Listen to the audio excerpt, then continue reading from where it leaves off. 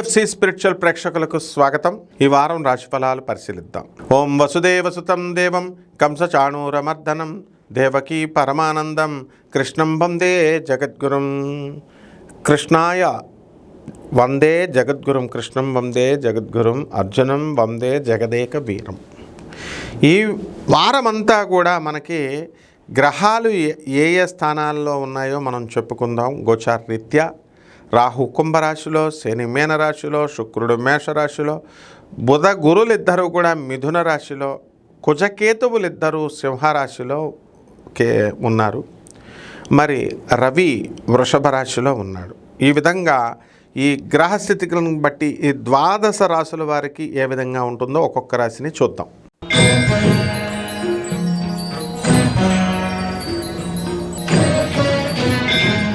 మీనరాశి.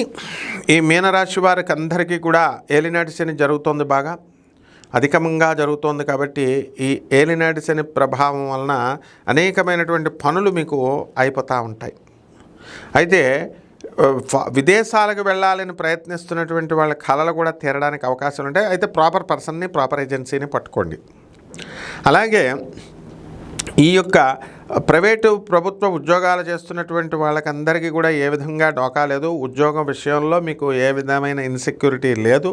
చక్కగా మీనరాశి వారు యథార్థంగా ఉద్యోగం చేసుకోవచ్చు. అలాగే ఈ యొక్క రాశి వారికి అందరికీ కూడా, మీనరాశి వారికి మరి శత్రువులు ఉంటారు కదండి, ఆ శత్రువులపైన ఆధిపత్యం అనేటటువంటిది ఈ మీనరాశి వారికి దొరుకుతుంది. ఏలినాటి శని ప్రభావం వలన మీకు మనసంతా కూడా నీరసంగా ఏదో డిప్రెషన్ లాగా వెళుతుండే. అందువలన మిమ్మల్ని ఎవరైతే డిప్రెషన్లకి తీసుకెళ్తారో అటువంటి వాళ్ళకి కాస్త దూరంగా మీరు ఉండడం అనేటటువంటిది నేర్చుకోండి. దేవాలయాలు వెళతారు, భక్తి విపరీతంగా మీకు పెరుగుతుంది. మీరు ఇప్పుడు ఏలినాటి శనిలో ఉన్నారు, మీరు ఏ దేవాలయానికన్నా వెళ్ళండి, టైం అయిపోయిన తర్వాత వెళ్ళండి. వాళ్ళు దేవస్థానాలు మూసేసిన వాళ్ళు కూడా గుళ్ళు మీరు వెళ్ళగానే భళ్ళుమని తెరుచుకుంటాయన్నమాట. అంత విధంగా మీకు ఎక్కడికక్కడ భక్తి విషయంలో మాత్రం లైన్ క్లియర్ అయిపోద్ది మీకు. అండ్ లైఫ్లో అందరూ కూడా మీకు మోసం చేసేస్తారు. ఈ వారంలో కూడా మోసపోవడానికి అవకాశాలు ఉంటాయి. మీకే లేక డబ్బులు అప్పు తెచ్చుకుని బ్యాంక్ అకౌంట్లో వేసుకున్నారు, బ్యాంక్ వాళ్ళు ఏమో దానికి కటింగ్లు చేస్తారు. మీ ఫ్రెండ్స్ ఏమో మీకు అప్పులు ఇవ్వండి తర్వాత ఇస్తామంటారు. ఏదో బిజినెస్ స్టార్ట్ చేసుకోవాలని మీరు తెచ్చుకుంటారు, ఆ డబ్బులు ఇస్తారు. కానీ వాళ్ళు ముందే మేము ఆ టైంకి నీకు బిజినెస్ పెట్టే టైంకి మేము ఇవ్వలేదన్నా సరే కూడా ఇవ్వలేము అన్నా కూడా మీరు ఇష్టపడిస్తారు.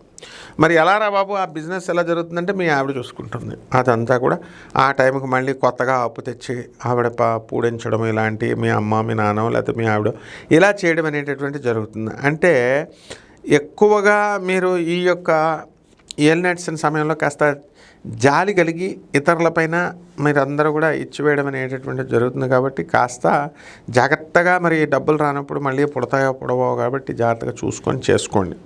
ఇక ఆరోగ్యపరంగా ఏ విధమైనటువంటి ప్రాబ్లం లేదు. మామిడికాయలు సీజన్ కాబట్టి అందరూ కూడా ఏలినాటి శనిలో ఉన్నటువంటి కుంభరాశి వాళ్ళు అవనివ్వండి, మీనరాశి వాళ్ళు అవనివ్వండి, బాగా తీయగా ఉన్నాయి కదా అని అందరూ తినేశారు శుభ్రంగా ఫ్రూట్స్. అందువల్ల కొంచెం షుగర్ అనేటటువంటిది కౌంట్ పెరిగింది. దానివల్ల భయపడిపోయి అయిపోయి షుగర్ వచ్చిందేమో భయపడకండి మీరు. ఇక పరిహారాల దగ్గరికి వచ్చేసరికి శని జపం చేయండి, శని స్తోత్రాలు చదవండి, శనికి కిలోంపావు నల్ల నువ్వుల్ని నల్లని వస్త్రాన్నిచ్చి పేద బ్రాహ్మణులకి శనివారం నాడు ఉదయం 8 గంటలకి దానం చేసుకోండి. దశమహావిద్యల్లో ఒకటైనటువంటి ఈ యొక్క తారా అమ్మవారి యొక్క హోమాన్ని మీ ఇళ్లల్లో జరిపించుకోవడం ద్వారా అద్భుతంగా ఉంటుంది. అలాగే జమ్మి చెట్టును చూసుకోండి, జమ్మి చెట్టు లేకపోతే రావి చెట్టును చూసుకోండి, దానికి నీళ్లు వేసి శనివారం నాడు ఓం శనిశ్చరాయ నమః అంటూ జపం చేయండి, బ్రహ్మాండంగా ఉంటుంది. శుభమస్తు.